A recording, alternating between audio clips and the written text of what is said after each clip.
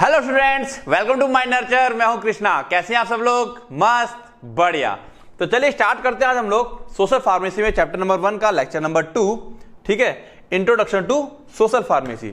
यहां पर हम लोग क्या करने वाले हैं, कॉन्सेप्ट ऑफ हेल्थ को आज हम लोग पढ़ने वाले हैं।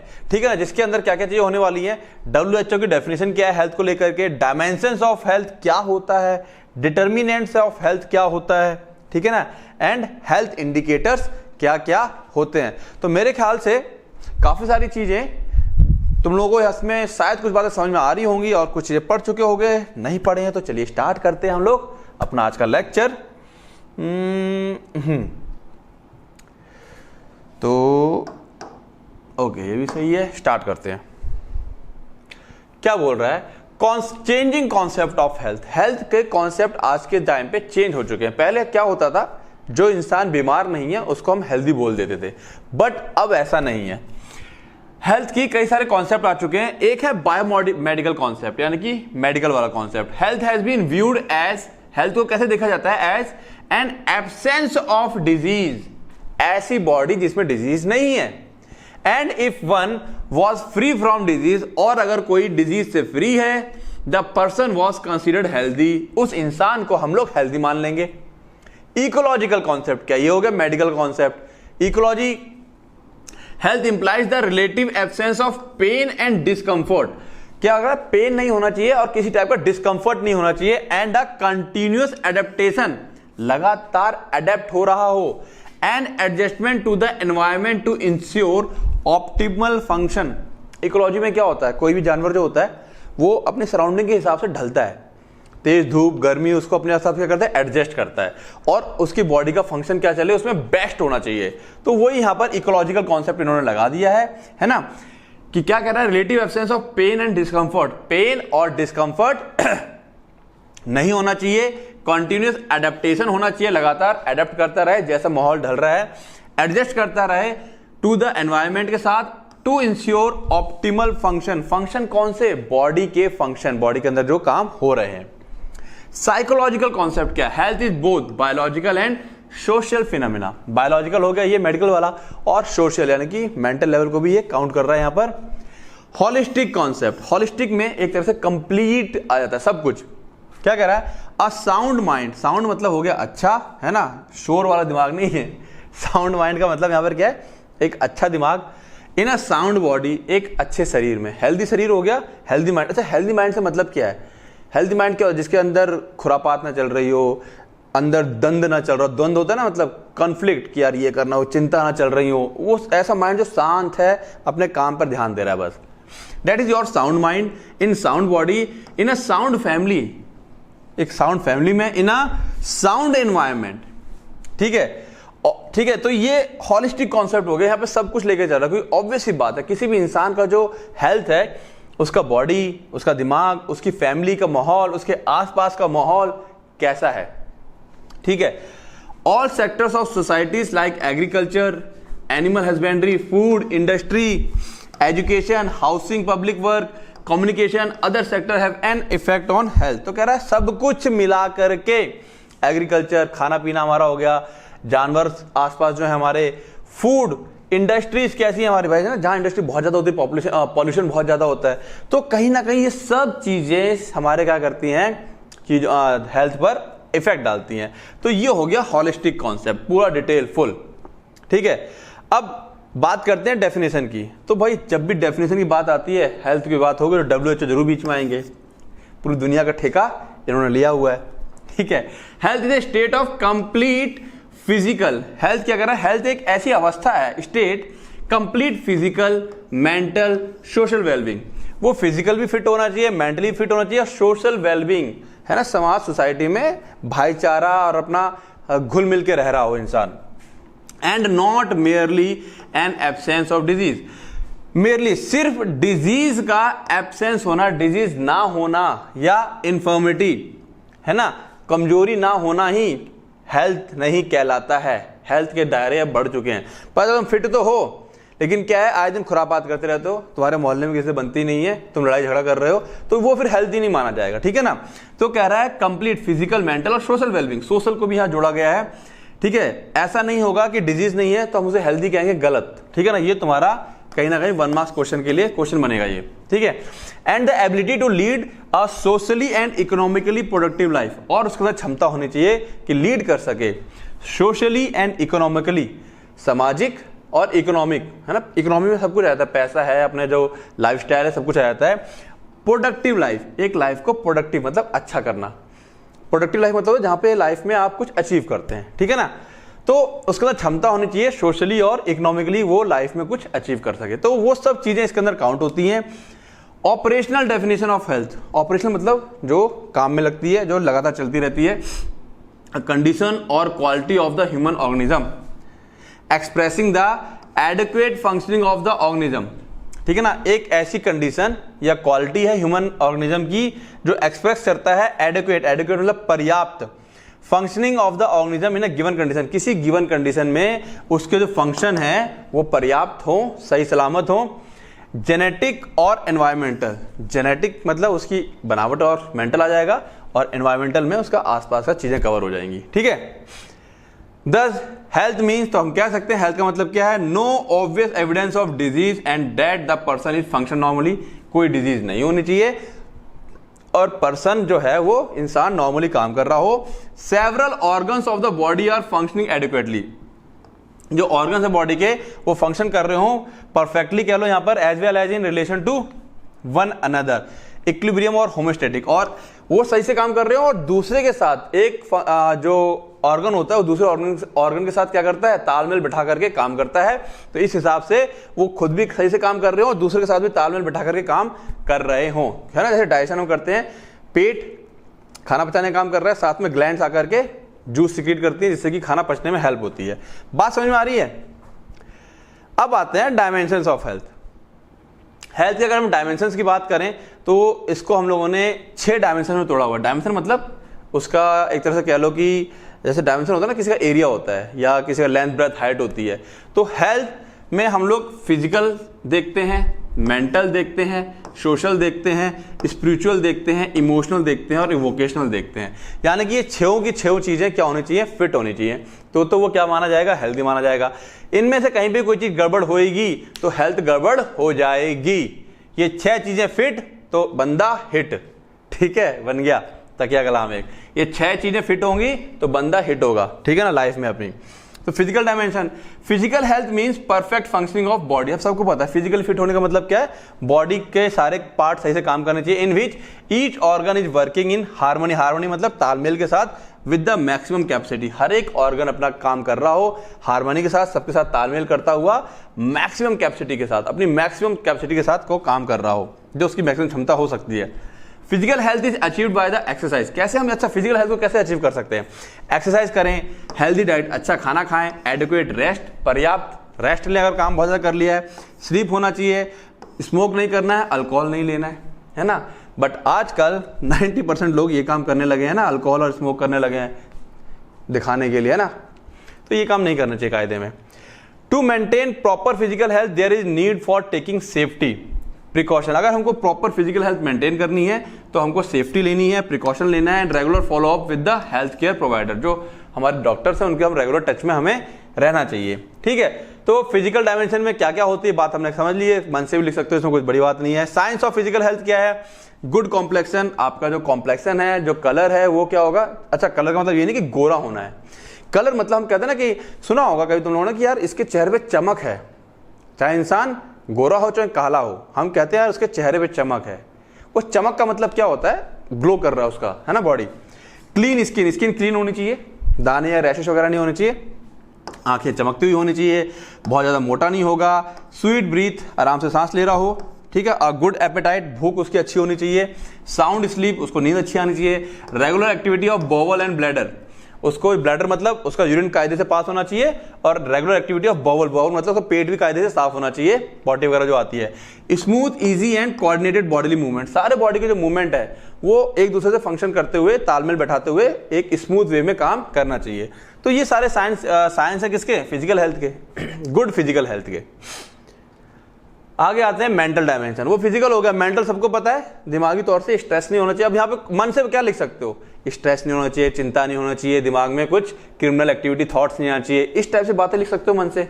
यहाँ हम पढ़ लेते हैं ठीक है, तो बड़ा आसान है ये।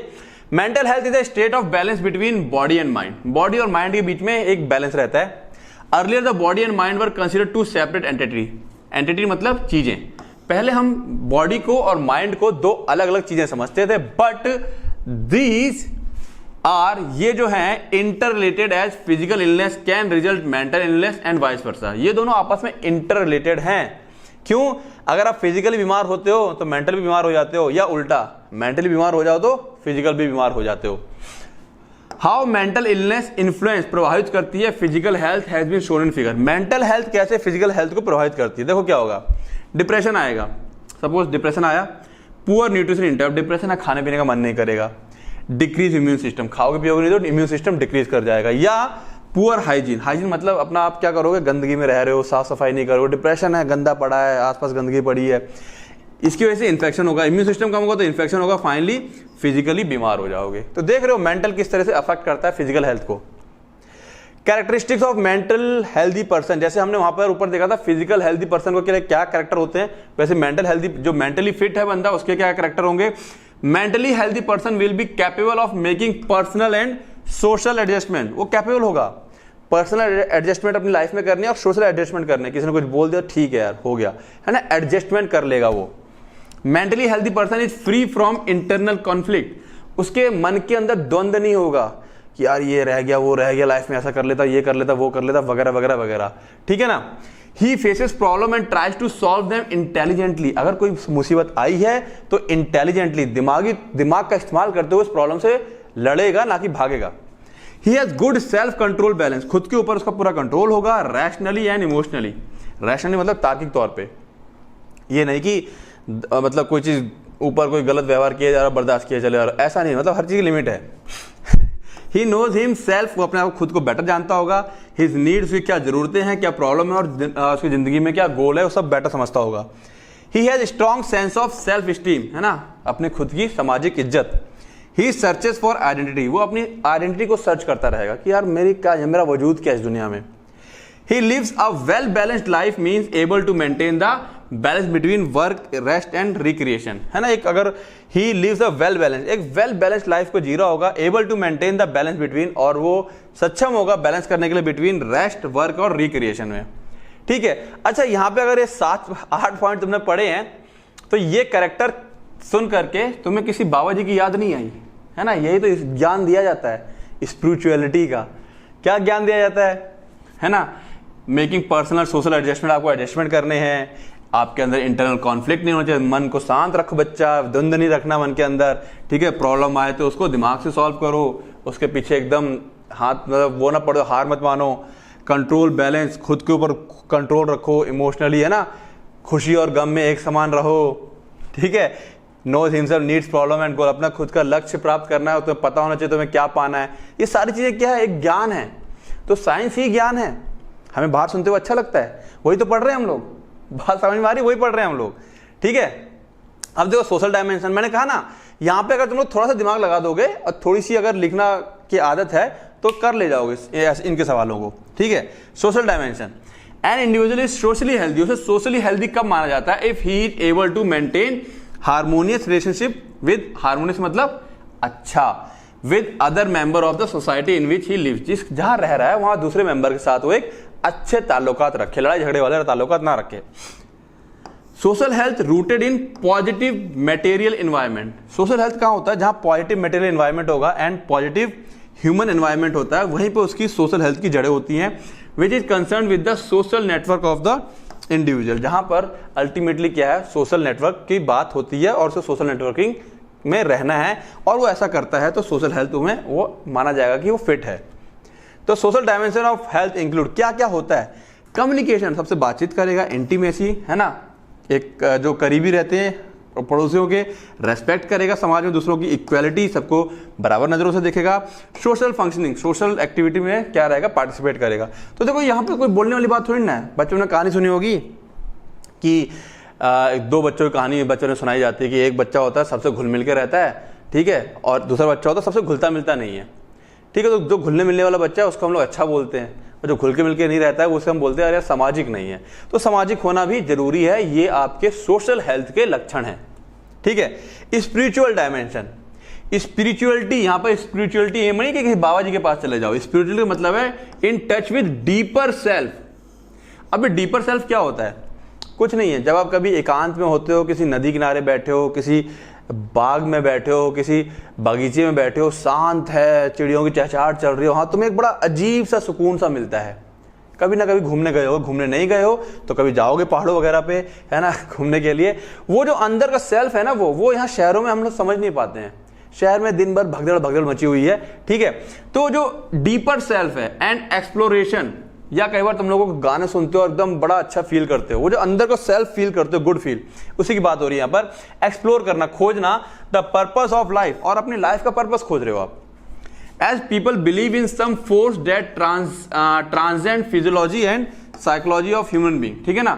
पीपल बिलीव करते हैं किसी ताकत पर, तो यहां पर हम उस ताकत को कह सकते हैं, दुनिया में नाम दे दिया गया है उस ताकत को। क्या नाम दे दिया गया है? किसी ने उसे ईश्वर बना लिया, किसी ने अल्लाह बना लिया, किसी ने गॉड बना लिया, सबने अपने अपने हिसाब से उस ताकत के नाम दे दिए, ठीक है।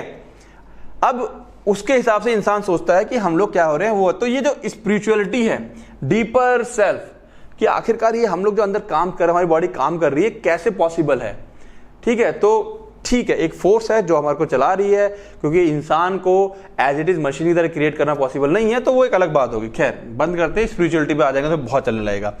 It includes love, charity, purpose, यही तो सब है। प्यार, चैरिटी, कोई मुसीबत में है, अनाथालय है, वृद्धाश्रम, चैरिटी कर रहे हो। पर्पस, प्रिंसिपल, सिद्धांत, एक एथिक्स, ठीक है ना। इंटीग्रिटी, इंटीग्रिटी मतलब होता है कि आपको टूटना नहीं है हालातों से।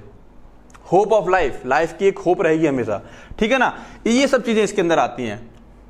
मेडिटेशन आ गया, प्रेयर्स और spiritual gathering are organized to maintain spiritual health. Spiritual मतलब आपका दिमाग यहाँ पे भी कहीं ना कहीं कर रखा है, आप किसी सुप्रीम पावर को मान रहे हैं, ठीक है, और अपना उस हिसाब से अपना हेल्थ को मेंटेन किए हुए हो। आगे आते हैं इमोशनल डायमेंशन। अब इमोशनल तो भैया सब जानते हैं। Emotional health is closely related to the mental health. भाई इमोशंस कहां से जुड़ा? दिमाग से जुड़ा हुआ है, तो इसलिए मेंटल हेल्थ के काफी करीब है। And is considered as an important element of health, और इसको काफी इंपॉर्टेंट एलिमेंट माना जाता है। Mental and emotional aspects of health are now viewed as two separate entities. अब आज के टाइम पर मेंटल और इमोशनल दो सेपरेट चीजें हैं ह्यूमन लाइफ के लिए, ठीक है ना। हम कहते हैं ना यार तुम बड़ा प्रैक्टिकल सोचते हो, दिमाग से सोच रहे हो, यार तुम बड़ा इमोशनली सोच रहे हो, दिमाग तो वही है, कोई प्रैक्टिकल सोच रहा है, कोई इमोशनली सोच रहा है। Cognition is related to the mental health whereas emotional is related to feelings of a person, ठीक है ना।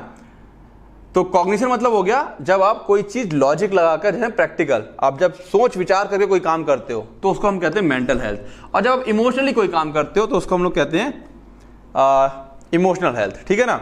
तो फीलिंग्स ऑफ पर्सन है उसको हमने इमोशनल हेल्थ से जोड़ दिया। दिमाग वही है, दो तरीके से काम करता है। जब आप दिल से काम करते हो, ठीक है, और हम दिल बोल देते हैं, बट एक्चुअली क्या है, और दिमाग ही है।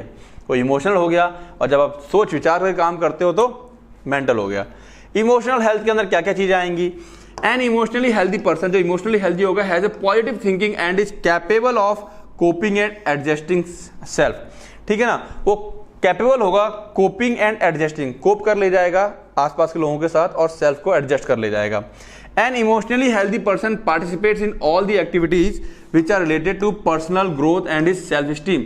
अपने खुद की जो स्टीम है, अपना एक सामाजिक जो रुतबा है उसको मेंटेन करना, और पर्सनल ग्रोथ है, ठीक है ना, उसके लिए क्या करेगा वो जो इमोशनली हेल्दी पर्सन पार्टिसिपेट करता है वो सारी एक्टिविटी में जो उसकी खुद की ग्रोथ और सेल्फ स्टीम से जुड़ी हुई। सेल्फ स्टीम मतलब खुद की जो समाज में एक इज्जत है। इमोशनली वेल पीपल, जो अच्छे पीपल हैं, have the ability to express feeling freely, जो सही हैं वो अपनी फीलिंग को बड़े आराम से बोल देते हैं। मैनेज फीलिंग्स इफेक्टिवली, और फीलिंग्स को मैनेज भी कर लेते हैं काफी कायदे से। They are also aware of and accept a wide range of feeling in themselves and other. They are also aware of the accept, वो काफी ज्यादा जानते हैं कि सामने, aware and accept a wide range of feeling, काफी बड़ी range of feelings के बारे में उनको पता होता है। देमसेल्फ और अदर, कि हमारे खुद के अंदर क्या और सामने वाला क्या सोच रहा है या फील कर रहा है, उसके हिसाब से ही वो लोग काम करते हैं। तो अल्टीमेटली यहाँ पे सारी बातें क्या आ गई? इमोशनल वाली आ गई, इमोशनली जो भी काम कर रहे हैं वो सब क्या आ गई, इमोशनल हेल्थ में आ गई। आगे आते हैं वोकेशन डायमेंशन। वोकेशन का मतलब तुम्हारी जॉब से हो जाएगा, जो तुम काम कर रहे हो। द चॉइस ऑफ प्रोफेशन, जो आपका काम है, जॉब का सेटिस्फैक्शन, जो आप काम कर रहे हो उसमें आप सेटिस्फाई हो। कैरियर एम्बिशन, क्या करना चाहते हो लाइफ में और आगे। एंड पर्सनल परफॉर्मेंस, और क्या आप जब काम करते हो तो वो जो आपकी परफॉर्मेंस क्या जाती है, are all important component of this dimension. ये सारे के सारे जो कंपोनेंट है वो इस वोकेशनल डायमेंशन के अंदर काउंट होते हैं। Profession, job satisfaction, career ambition, ठीक है, personal performance and are important component of this dimension, ठीक है। टू बी ऑक्यूपेशनली वेल, अगर आपको ऑक्यूपेशनली वेल होना है, a person is ultimately doing exactly with what they want to do in life. अगर आपको अपने ऑक्यूपेशन में परफेक्ट होना है तो आपको वो करना चाहिए कि आप लाइफ में चाहते क्या हैं, ठीक है। And are comfortable with their future plans, और अपने फ्यूचर प्लान के साथ कंफर्टेबल हो। तुम लोगों ने ज्यादातर देखा होगा जो लोग अपने हॉबी को पेशे में बदल लेते हैं, ठीक है। अपनी हॉबी मतलब जो तुम्हारा को चीज करना अच्छी लगती है, ठीक है, तो उसको अगर आप पेशे में बदल लेते हैं कि उसी से आप कमाई भी करने लगो, तो देखो उसका मजा ही अलग होता है, उसमें कमाई भी बड़ी अच्छी होती है। वही लाइन है ये। ऑक्यूपेशनली वेल होना है तो पर्सन को ultimately doing exactly with what they want, उसको वही करना है जो वो चाहता है, ठीक है। तुम डॉक्टर बनना चाहते थे, बन गए हो गलती से इंजीनियर, तो कहां मन लगेगा, ठीक है। और जो करना चाहते हो वही अगर काम मिल जाएगा तो मजा ही आ जाता है उसका। विद देयर फ्यूचर प्लान, ठीक है। Vocational dimension of health can be assessed by, कैसे हम इसको जान सकते हैं, assessing the satisfaction level at job. अब जॉब से कितना संतुष्ट है पता चल जाएगा कि आप ये जॉब करना चाहते हैं कि नहीं करना चाहते हैं। Facilities attach to the job, कई बार ऐसा होता है जॉब तो आप करना चाहते हैं लेकिन बहुत सारी फैसिलिटीज नहीं होती किसी कंपनी में, तो वो भी देखा जाता है। Behaviour of the management, management का बिहेवियर कैसा है तुम्हारे प्रति, and administrator end of colleagues at the job, management का, एडमिनिस्ट्रेटर का और कलीग्स का बिहेवियर कैसा है तुम्हारे प्रति, वो भी चीज वोकेशनल के अंदर आ जाती है, डायमेंशन के अंदर। कुछ और डायमेंशन की बात कर लें तो कौन कौन से हैं, few other dimension also suggested such as cultural dimension. Cultural कहीं ना कहीं सोसाइटी से आता है और कल्चर आप कैसा अपना रहे हो, है ना, हर धर्म का अपना अलग अलग कल्चर होता है। सोशियो इकोनॉमिक, सोशल और इकोनॉमिक यानी कि पैसे वाला जो बात आ जाएगी। इन्वायरमेंटल डायमेंशन, जो हमारे आसपास का माहौल है। एजुकेशनल, आप किस लेवल के एजुकेटेड हो, आजकल देख लो जो बंदा एजुकेट है एटलीस्ट कुछ हद तक सेटिस्फाइड है, और जो लोग अनपढ़ रह गए वो कहीं ना कहीं कह रहे हैं अपने आप से, काश पढ़ लिया होता तो मैं कुछ आज कर लिया होता, मैं इस तरह से ठेली नहीं लगा रहा होता, मैं इस तरीके से ये नहीं कर रहा होता। तो ये जो ख्याल आता है कि काश मैं पढ़ लिया होता, that is your education dimension. वो जो आप अंदर से डिससेटिस्फाइड हैं, मौका मिला था, जिंदगी ने दिया था लेकिन पढ़े नहीं थे, ये आप ही लोगों के लिए कह रहा हूं मैं, ठीक है, पढ़ लो, ठीक है। न्यूट्रिशनल डायमेंशन, आप न्यूट्रिशन कैसा ले रहे हैं, है ना, डाइट कैसी ले रही है ना। अब कुछ लोग हैं क्या कर रहे हैं, है ना, आजकल बड़ा चलता है चाय सुट्टा जो लोग नहीं ले रहे कोई बात नहीं, देखा होगा ये बड़ी गंदी हैबिट है लोगों की, ठीक है ना। अल्कोहल, है ना, नॉनवेज बहुत लोग खाते हैं, उसमें कोई बुरी बात नहीं है, लेकिन ठीक है कुछ लोग क्या कर रहे हैं, अल्कोहल और नॉनवेज, मतलब एक तरह से ट्रेंड चला रखा है ये। तो ये सब चीजें क्या है, न्यूट्रिशनल डायमेंशंस कैसे हैं आप लोगों के, वो आप लोगों को देखना है। प्रिवेंटिव डायमेंशन, आप प्रिवेंशन, किसी चीज को होने से ही रोक दो, कुछ गलत शरीर के साथ हो रहा है, दिमाग के साथ हो रहा है, तुम्हारे साथ हो रहा है, उसको प्रिवेंशन करना है यहाँ पर, ठीक है ना। तो ये सारे फैक्टर्स क्या है, कुछ अदर फैक्टर में आते हैं, cultural, socio economic, environmental, educational, nutritional और प्रिवेंटिव डायमेंशन। क्लियर है यहाँ से। तो तुम लोगों को डायमेंशन वाली बात समझ में आई। डायमेंशन मतलब हम लोग हेल्थ जो है किसी एक दायरे तक सीमित नहीं है हेल्थ जो है वो किसी एक दायरे तक सीमित नहीं है, वो कई सारे दायरों में काउंट किया जाता है। तो आओ समझते हैं अब हम लोग डिटर्मिनेंट ऑफ हेल्थ, हेल्थ के डिटर्मिनेंट। डिटर्मिनेंट मतलब कौन डिटरमाइन करेगा, डिटरमाइन मतलब कौन, हम कहते हैं डिटरमाइन दिस, इसका पता लगाओ, हेल्थ को कौन पता लगाएगा, ठीक है। The factor influencing the health, तो यहां पे कौन सी बात आ जाएगी, कौन कौन से फैक्टर हेल्थ को इन्फ्लुएंस करते हैं, प्रभावित करते हैं, are known as determinants of health. तो डिटर्मिनेट समझ लो हेल्थ को ढूंढने वाले, ये चीजें हेल्थ को फाइंड आउट करती हैं, ढूंढती हैं कि हाँ ये चीज होंगी, ठीक है ना। वो 6 डायमेंशन थे, बात समझ में आ रही है। अब डिटर्मिनेंट्स हैं जो इसको अफेक्ट कर देंगे। कहीं ना कहीं तुमको अभी लग रहा होगा सर जो हमने फिजिकल पढ़े वही सब तो है, तो अब जो फिजिकल में था उसको अफेक्ट कौन करेगा हम जो खाना खा रहे हैं उसको अफेक्ट कौन करेगा, उसको अफेक्ट करेगी हमारी इनकम सॉरी, अगर हमारी इनकम बहुत अच्छी है तो हम मॉर्निंग में जूस पी रहे होंगे, फ्रूट खा रहे होंगे, ठीक है ना, और सैलड ज़्यादा खा रहे होंगे, ठीक है ना, और अच्छा खाना खा रहे होंगे। इनकम कम है तो उसमें क्या हो रहा होगा, हम लोग उतना अच्छा डाइट नहीं ले रहे होंगे, वही सुबह शाम आलू रोटी खा रहे होंगे। तो ये हमारी हेल्थ को अफेक्ट करने का एक फैक्टर कौन आ गया, इनकम। वो उसमें नहीं था, किसमें, डायमेंशन में नहीं थी इनकम, वो यहाँ आ जाएगी। बात समझ में आ गई। डिटर्मिनेंट, हमारी हेल्थ को कौन मतलब कौन सी चीजें प्रभावित कर रही हैं। Many factor affect the health of individual and community. Individual और कम्युनिटी की बहुत से फैक्टर जो अफेक्ट करते हैं उनकी हेल्थ को इन कंबाइंड फॉर्म, मिला जुला करके। The factor find their way either in the individual, जो फैक्टर्स हैं या तो वो पर्सनल तौर पे जुड़े होते हैं और इन हिज सराउंडिंग, या इन्वायरमेंटल के तौर पे जुड़े होते हैं, या तो खुद इंसान के अंदर होंगे या उसके आसपास फैक्टर्स मौजूद रहेंगे। The WHO has identified the following determinant. WHO ने ये कुछ डिटर्मिनेंट फाइंड आउट किए हैं, ठीक है, तो देख लेते हैं फटाफट। तुम लोग डायरेक्ट इस चार्ट को बना करके इसमें दो लाइनें लिख करके इसे खत्म कर सकते हो, ठीक है, लेकिन मेरे को तो एक्सप्लेन करना है अच्छे से, समझो। अब इंडिविजुअल के अंदर खुद का कैसा है, जेनेटिक, हो सकता है उसे कोई जेनेटिक डिजीज हो तो फंस जाएगा मामला। लाइफस्टाइल, एक गंदी लाइफस्टाइल अपना रखी है, रात को देर तक जागना, सुबह लेट तक सोना, ठीक है, या बहुत ज्यादा सोना, या बहुत ज्यादा बाहर का खाना, लाइफस्टाइल कैसी है। इन्वायरमेंटल, बाहर, अब उसके बाहर चलते हैं। सोशियो इकोनॉमिक डेवलपमेंट, उसके पास कितना रुपया है और समाज में क्या रुतबा है उसका। पॉलिटिकल विल, जो आपकी सरकार है वो आपके लिए क्या कर रही है, वो सारी सुविधाएं दे रही है कि नहीं दे रही है ना। प्रेजेंट टाइम में देखा जाए तो कुछ स्टेट ऐसे हैं जहां पर हेल्थ फैसिलिटी बहुत अच्छी है, कुछ स्टेट ऐसे जहां हेल्थ फैसिलिटी बिल्कुल अच्छी नहीं है। अवेलेबिलिटी ऑफ हेल्थ सर्विसेज, जो हेल्थ की सर्विसेज हैं, ठीक है ना, हेल्थ सर्विसेज समझते हो ना, तुम्हारी जितनी भी चीजें आपकी हेल्थ को ठीक करने के काम में, दवाइयों से लेकर मशीन से लेकर हर एक चीज, वो कैसे हैं, और कुछ अदर फंक्शन की हम यहाँ पर बात करेंगे, अदर फैक्टर्स की। तो आप फटाफट देख लें हम लोग बारी बारी से। तो जेनेटिक तो बड़ा सिंपल है, heredity factor is one of cause of the sudden disease. कुछ डिजीज के लिए कौन जेनेटिक फैक्टर रिस्पॉन्सिबल आते हैं, वहां पे हम उसको रोक नहीं सकते हैं। Inherited disease are responsible for giving rise some kind of health issue, कुछ टाइप के हेल्थ इशू आ जाते हैं जेनेटिकली, ठीक है ना। The state of health depend partly, कुछ हद तक, on the genetic constitution of the individual. जैसे कि कुछ हद तक, यानी कुछ लोगों का जेनेटिक ऐसा होता है पतले ही रहते हैं, कुछ लोगों का ऐसा कि बहुत मोटे हो गए, कुछ लोगों का जेनेटिक ऐसा होता है कि हाइट छोटी रही, कुछ लोग बहुत लंबे हो गए।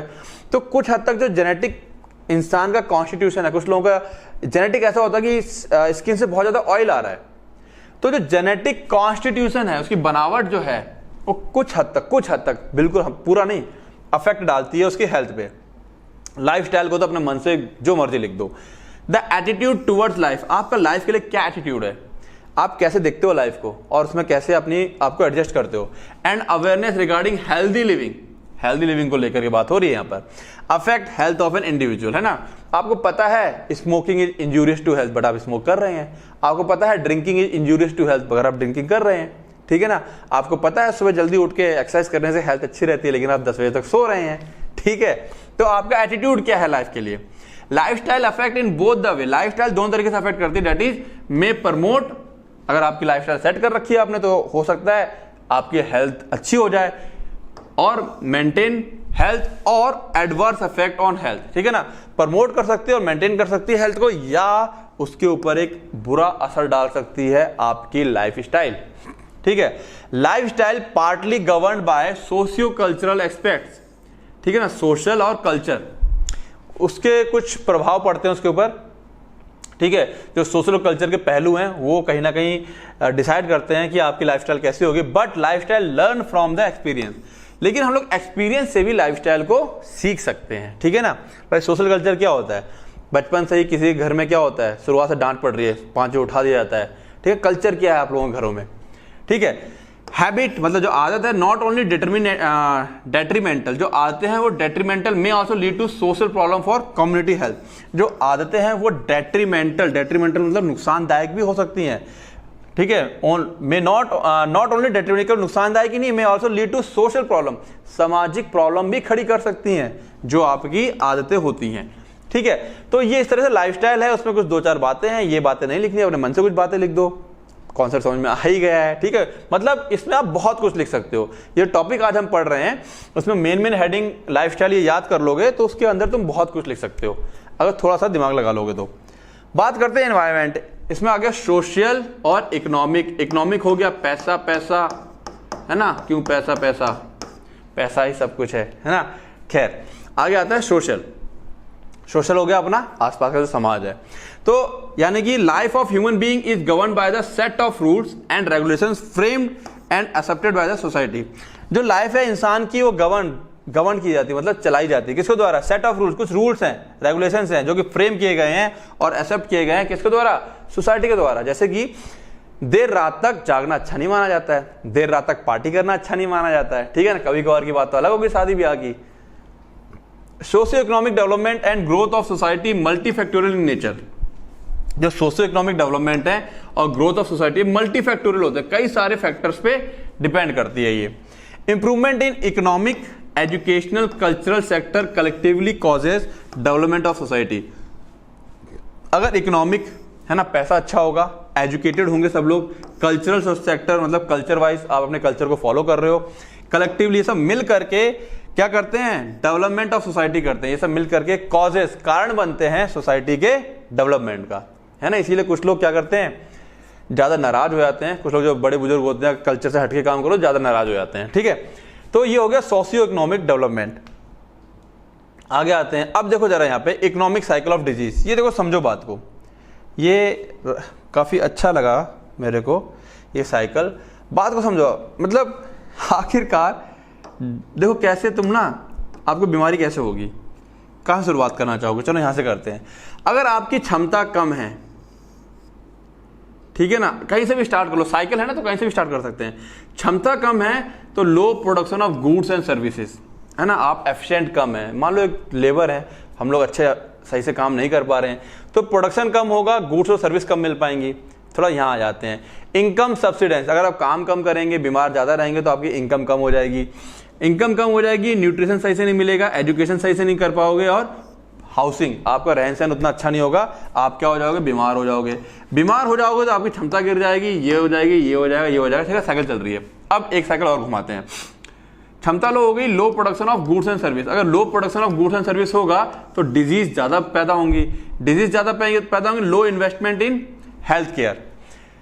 तो डिजीज ज्यादा पैदा हो रही है, इन्वेस्टमेंट क्या है, हेल्थ केयर में कम कर पा रहे हो, मोर इन्वेस्टमेंट इन मेडिकल केयर, ठीक है ना। अपनी हेल्थ, डिजीज ज्यादा होगी, अपनी हेल्थ में तो तुम मेंटेन कर नहीं रहे हो, तो क्या हो जाएगा, मेडिकल केयर, दवाइयों में खर्चा ज्यादा आएगा, दवाइयों में खर्चा ज्यादा आएगा तो कहीं ना कहीं पैसे कम होंगे, फिर आप क्या हो गए, बीमार हो गए हो। तो कहीं ना कहीं ये साइकिल घूम रही है। तो किस तरह से इकोनॉमिक साइकिल ऑफ डिजीज, कहीं ना कहीं ले दे के यहाँ पर पैसा और पैसा, इनकम, ठीक है ना। तो किस तरह से इकोनॉमिक चीजें अफेक्ट करती हैं, आपको बीमार कर सकती हैं, आपको पता भी नहीं चलेगा कि शायद इस वजह से हम लोग बीमार हो गए, ठीक है। आगे आते हैं, देखो economic condition determines standards of living. जो इकोनॉमिक कंडीशन है, अभी मैंने थोड़ा डिस्कस किया था, पैसा अच्छा होगा तो आपकी हेल्थ अच्छी होगी, ऑब्वियसली बात है, आप एक बार को, है ना, अच्छा खाना खाने से घबराएंगे नहीं। न्यूट्रिशन, एजुकेशन, हाउसिंग, हाउसिंग मतलब घर में जो आपका घर है कि नहीं है, for healthy life fulfilled by economic growth. ये सब चीजें कब मिलेंगी आपको, न्यूट्रिशन, एजुकेशन, जब आपकी इकोनॉमिक ग्रोथ होगी, आप पैसे से सक्षम हो जाओगे इन सोसाइटी। अगर आप सोसाइटी में क्या है, पैसे, जब भाई पैसा अच्छा हो गया आपका तो आप सारे काम कर सकते हो। Development should not be limited to the satisfaction of basic needs. Basic need क्या होती है, रोटी कपड़ा और मकान। ये नहीं कि एक दो कमरे का घर बन गया, 2 वक्त की रोटी खा रहे हैं, ठीक है, रोटी कपड़ा और 2 कपड़े पहन रहे हो, तो ये चीज डेवलपमेंट नहीं है। डेवलपमेंट इसका मतलब ये नहीं होता कि आपको बेसिक नीड पूरी हो गई है, बेसिक नीड से ऊपर है development. By development people achieve greater control over their life. जितना अच्छा डेवलप हो जाएगा लाइफ पे, उतना अच्छा आपका कंट्रोल हो जाएगा, है ना। Health and development are 2 sides of the same coin. Health और डेवलपमेंट एक ही सिक्के के 2 पहलू हैं, है ना। जितना अच्छा डेवलपमेंट उतनी अच्छी हेल्थ, एक साथ चलते हैं दोनों। अब देखो इनकम और सोशल स्टेटस का क्या फर्क पड़ रहा है। If the income and social ranking increases, अगर इनकम और सोशल रैंकिंग इंक्रीज करेगी, हेल्थ ऑफ इंडिविजुअल इंप्रूव करेगा, ऑब्वियसली बात है, सबको पता है। Condition like housing, ability to buy good food, क्षमता होनी चाहिए गुड्स, अच्छा खाना खरीदने का, are determined by high income, है ना। वही सारी बातें यार जो बोली थी मैंने, अच्छी इनकम होगी तो ये सारी चीजें खरीद पाओगे। दोज इंडिविजुअल हैविंग प्रॉस्पेरियस मतलब एक समृद्ध and an equitable distribution of wealth, जो लोग प्रॉस्पेरियस हैं और इक्विटेबल डिस्ट्रीब्यूशन ऑफ वेल्थ है ना, वेल्थ का जो डिस्ट्रीब्यूशन क्या है, इक्विटेबल है, मतलब प्रॉपर है, are consider the healthiest population. ठीक है, जिन लोगों के पास जो वेल्थी है, हेल्थ है, मतलब प्रॉस्पर समृद्ध हैं और वेल्थ का डिस्ट्रीब्यूशन बटा हुआ है उस पॉपुलेशन में, तो क्या होगा, वो जो पॉपुलेशन है या वो जो सोसाइटी है वो काफी कैसी मानी जाएगी, हेल्थीएस्ट मानी जाएगी। अब पॉलिटिकल विल का मतलब आ गया आपकी सरकार आपके लिए क्या करना चाहती है। The poverty is the root cause of ill health, सबको पता है गरीबी ही हर चीज की जड़ है। सरकार क्या करती है, बात करेंगे अभी। Those people living in slums, जो है ना झोपड़ झुग्गी में रह रहे हैं, लैकिंग ऑफ गुड हाइजीनिक, वो गंदगी जगह पे रह रहे हैं तो वहां पे हाइजीन तो है ही नहीं, साफ सफाई। ठीक है, lack of good hygienic condition are target of disease agent, वो जल्दी से डिजीज उनको पकड़ लेती है, डिजीज एजेंट के टारगेट में आ जाते हैं। पॉलिसीज फ्रेम की जाती हैं, नए नए कानून लाए जाते हैं कि हाँ गरीबी मिटाएंगे, ये करेंगे, वो ठीक करेंगे, and their implementation with the object of maintain and promoting health. ठीक है, जिससे कि क्या होगा, लोगों की हेल्थ अच्छी हो, है ना। काफी सारी चीजें पढ़ चुके हैं हम लोग, किस तरह की सरकार लगी हुई है, ऐसा नहीं काम नहीं करती, लगे हुए हैं। ठीक है, of these people can certainly affect the health status of the community, अगर इन लोगों के लिए काम किया जाएगा तो पूरी कम्युनिटी की हेल्थ क्या होगी, अच्छी हो जाएगी। बात समझ में आई। पॉलिटिकल विल में क्या है, सरकार के जो नियम कायदे कानून जो पॉलिसीज लाती रहती हैं। Availability of health care service, जो सर्विसेज हैं हेल्थ को लेकर के, है ना, जैसे कि अपने सरकारी अस्पताल या मोहल्ला clinic, primary health care centre, वो क्या क्या है उसकी बात हो रही है यहाँ पर। Health is a fundamental right, health सबका फंडामेंटल अधिकार है। अच्छा, अधिकार है तो यहाँ पर अधिकार का मतलब क्या है, जैसे कि एजुकेशन राइट है हमारे पास, हर बच्चे को पढ़ाई का जन्मसिद्ध अधिकार है। ठीक है, तो हेल्थ का भी अधिकार है। अब वो अधिकार दिलाने के लिए the government of each nation provide the health care services, जो हर नेशन की, हर देश की जो सरकार है वो हेल्थ केयर सर्विस प्रोवाइड करवाती है to its subjects at an affordable cost, बहुत ही लो प्राइस पे या free of cost. Health for all is goal of WHO, है ना, ये पढ़ेंगे अभी हम लोग, जो अभी लेक्चर आएगा हमारे पास उसमें हम लोग क्या कुछ गोल्स वाले टॉपिक आएंगे, किस किस से क्या क्या गोल है। वहां पर WHO का एक गोल है हेल्थ फॉर ऑल, सबको अच्छी हेल्थ का क्या है, जन्मसिद्ध अधिकार है, अच्छी हेल्थ मिलनी चाहिए। अगर वो खुद से नहीं कर पा रहा तो सरकार ही जिम्मेदारी ले कि इंसान की अच्छी हेल्थ हो। Primary health care essential components, है ना, primary health care essential component क्या क्या है, essential component primary health care के। Adequate supply of safe water and sanitation, आपकी सोसाइटी में पानी साफ होना चाहिए, साफ सफाई का पूरा ध्यान रखा जाना चाहिए। Food supply and proper nutrition, food की सप्लाई होनी चाहिए, प्रॉपर न्यूट्रिशन होना चाहिए। इम्यूनाइजेशन अगेंस्ट इन्फेक्शियस डिजीज, समय समय पर जो डिजीज वैसी होती है, इन्फेक्शियस होती है, फैलने वाली होती है, उनका टीकाकरण होना चाहिए। फैमिली प्लानिंग, हमारे दो चल रहा है काफी दिनों से। Maternal and child health care service, है ना, आजकल बड़ा चलता है, गांव में आशा वगैरह रहती हैं जहां पे बच्चों का और होने वाले बच्चों की जो माँ होती है उनका ध्यान रखा जाता है सरकारी तौर पर। क्लियर है। प्रोविजन फॉर इसेंशियल ड्रग, जो इसेंशियल ड्रग्स है उनका प्रावधान होना चाहिए कि इसेंशियल ड्रग तो हर किसी के पास मौजूद हो। Educating people about prevention, controlling and health problem, लोगों को एजुकेट करना है कि किस तरह रोकथाम कर सकते हैं, कंट्रोल कर सकते हैं हेल्थ प्रॉब्लम्स को। Appropriate treatment of common disease and injuries, जो कॉमन डिजीज और इंजुरीज है उनका एप्रोप्रिएट ट्रीटमेंट होना चाहिए। ठीक है, अदर फैक्टर की बात करें और कौन कौन से फैक्टर हैं जो इन्फ्लुएंस करते हैं, जो डिटरमाइन कर सकते हैं हेल्थ को। Health issues involve social, economic, political, cultural, सब आ गया इसके अंदर। Educational, moral, nutritional development, psychological, biological, occupational, spiritual, many more, है ना, ये सब चीज इसके अंदर काउंट होगी। दीज फैक्टर डायरेक्टली और इनडायरेक्टली अफेक्ट्स, ये डायरेक्ट या इनडायरेक्टली अफेक्ट करते हैं हेल्थ को। Inter relation between these factor also important, इनके बीच में आपस में इंटर रिलेशन है ना, एक दूसरे के जो डिपेंडेंसी है। ठीक है, अच्छा सरकार होगी तो हमको क्या मिलेंगे, अच्छी, हमको जो हेल्थ केयर सर्विस है वो अच्छी मिल जाएंगी। ठीक है, तो एक दूसरे से सारी चीजें क्या है, जुड़ी हुई हैं। Education increases opportunity for income, जाहिर सी बात है आज के टाइम पे देख लो, है ना, जो इंसान गरीब है वो पढ़ना क्यों चाहता है, नौकरी लग जाएगी, नौकरी लगते ही पैसा आ जाएगा तो उसका एक स्टेटस अच्छा हो जाएगा। तो पढ़ाई, कोई गरीब आदमी एकदम से एक मिडिल क्लास में जाना चाहता है, एक अच्छी इनकम पाना चाहता है, पढ़ाई के अलावा कोई और चारा नहीं है। अब तुम कहो कि सर गलत काम करो तो जेल जाओगे, उससे यहाँ स्ट्रेस रहता है दिमाग में, भाई साहब गलत काम करके पैसा कमाओगे तो यहाँ हमेशा स्ट्रेस बना रहता है। ठीक है, तो इनकम जो है कैसे बढ़ाई जा सकती है, एजुकेशन से। ठीक है, and job security and provides with sense control over the life, obviously बात है, एजुकेशन होगी तो जॉब की सिक्योरिटी हो जाएगी, मेरी तो नौकरी पक्की है। पुअर हेल्थ, मोर स्ट्रेस, ज्यादा आप चिंता करोगे, लोअर सेल्फ कॉन्फिडेंस बहुत लो हो गया, result due to education level. मैंने कहा था ना, एक ठेली वाला कह रहा है कि काश मैंने पढ़ लिया होता तो आज मैं भी कहीं कुछ कर रहा होता, तो ये आपका कॉन्फिडेंस लेवल भी लो कर देता है। फिर इंसान क्या है, पढ़े लिखों के आगे जी हजूर करने लगता है। Okay, employment, poor health arises due to unemployment. Poor health क्यों आ रही है? अनएम्प्लॉयमेंट होगा, खाना मतलब पैसा तो आ नहीं रहा है, तो खाना पीना अच्छा नहीं होगा। अंडर एम्प्लॉयमेंट, ठीक है, अनएम्प्लॉयमेंट है, अंडर यानी कि जितने लोगों को जॉब मिली थी उनको नहीं मिल रही है, and working under stress condition, या अगर काम मिल गया है तो चारों तरफ ऐसा माहौल है कि बुरी तरह स्ट्रेस है आपके ऊपर, ठीक है, तो पुअर हेल्थ हो जाएगी आपकी। Individual healthy if they control their work condition and few stress related job demand, ठीक है। इंडिविजुअल हेल्थ, इंडिविजुअल की जो हेल्थ है, if they control their work condition, अपने वर्क कंडीशन क्या कर लें, कंट्रोल कर लें, and few stress related job demand, जो अपने स्ट्रेस रिलेटेड जॉब डिमांड है, अगर उसको वो लोग क्या कर लें, कंट्रोल कर ले जाएं, किसको, अपनी वर्क कंडीशन को, और स्ट्रेस रिलेटेड जॉब की जो डिमांड है उसको कंट्रोल कर ले गए तो इंडिविजुअल की हेल्थ अच्छी रहेगी, ठीक है। Individual also live longer in comparison to those who have stressful और रिस्कियर वर्क एंड एक्टिविटी। वो लोग ज्यादा जीते हैं उनके कंपैरिजन में जिनकी जिंदगी में स्ट्रेस बहुत ज्यादा होता है, रिस्क बहुत ज्यादा होता है, ठीक है, वो कम जी पाते हैं, और जिनकी लाइफ में स्ट्रेस बहुत कम है, रिस्क बिल्कुल नहीं है, ठीक है, वो उनकी लाइफ थोड़ी सी लंबी रहती है। बात समझ में आ रही है? क्लियर है? Now the topic is health indicator, ठीक है, डायमेंशंस हो गए, ठीक है, उसके बाद हमने क्या किया, हेल्थ डिटर्मिनेंट्स, हेल्थ को डिटरमाइन कौन कौन करेंगे, कौन कौन सी चीजें अफेक्ट करेंगी। नाउ द इंडिकेटर्स, तीनों चीजों को मैं फिर बता रहा हूं, डायमेंशन,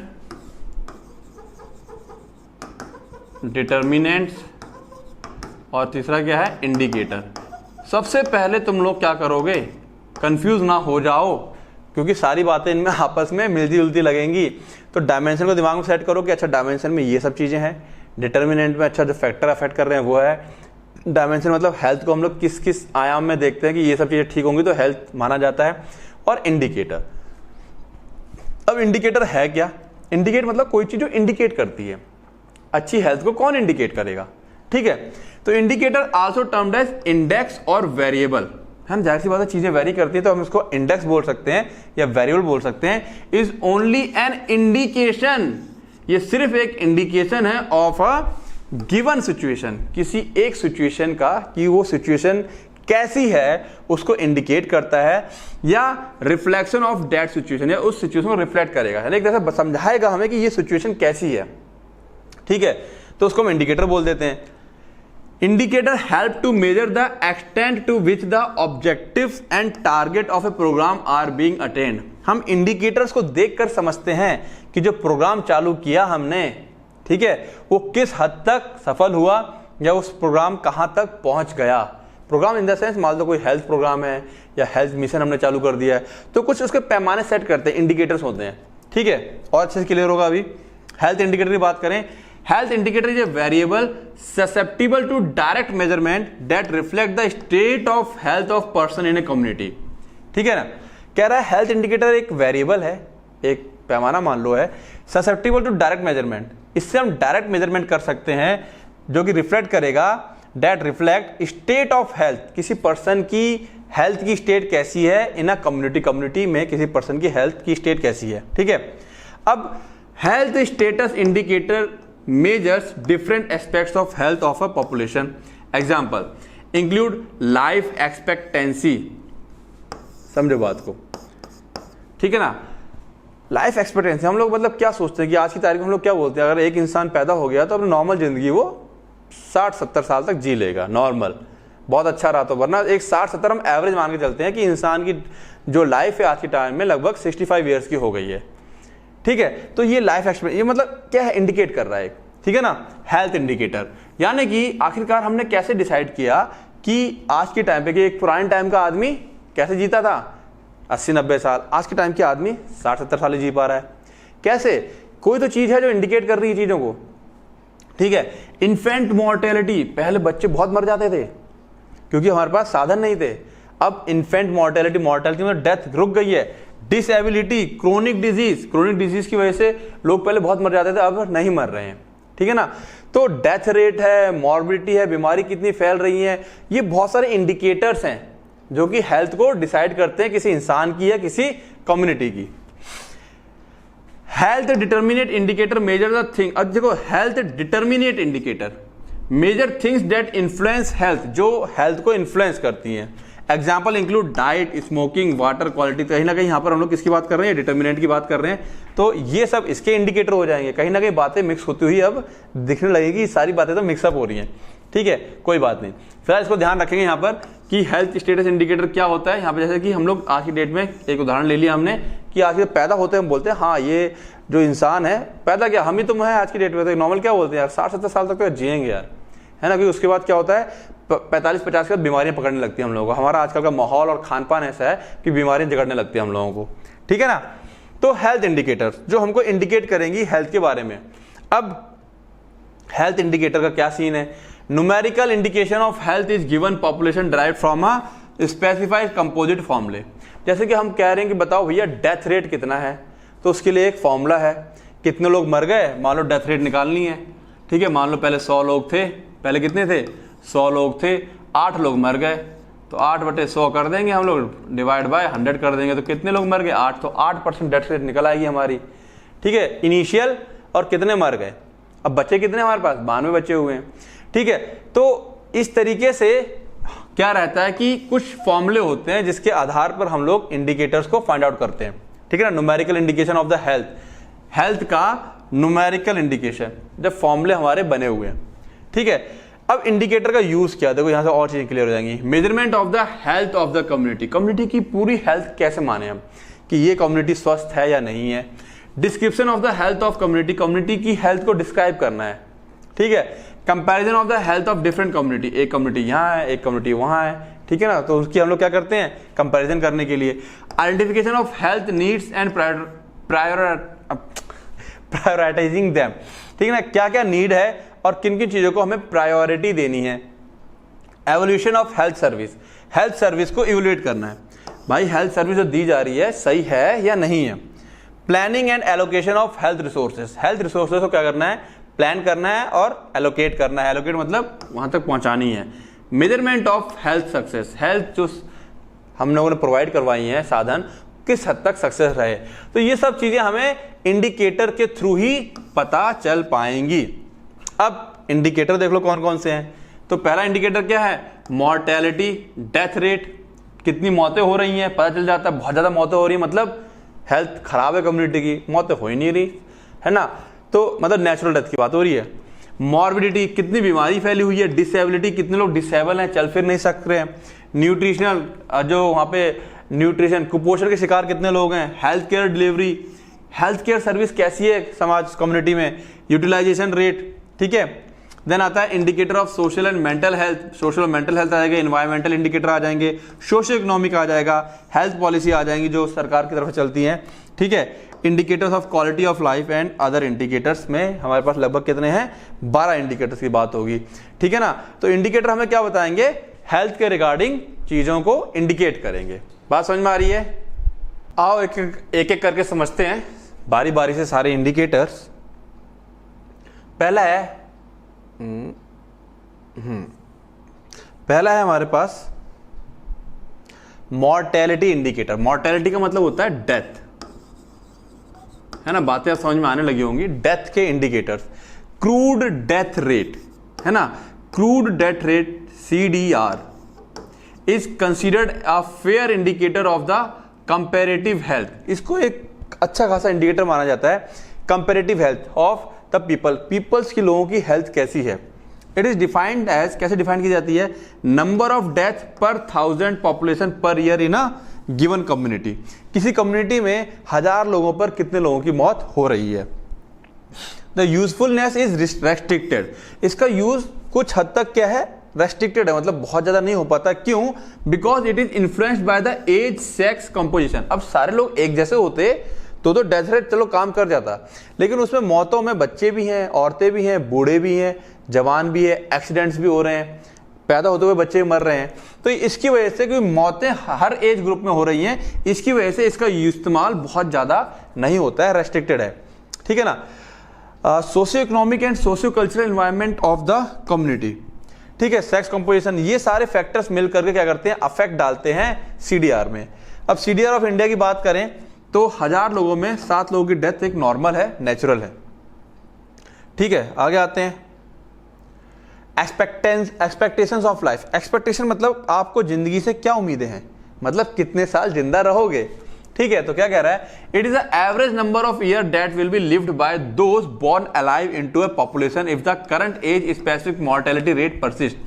अगर जो current rate of specific mortality rate, जो मॉर्टेलिटी रेट हमने डिसाइड किया, अगर वो परसिस्ट कर रहा है, रह रहा है, तो एक इंसान जो पैदा हुआ है एक सोसाइटी में, वो कितने दिनों तक जिंदा रहेगा, ठीक है।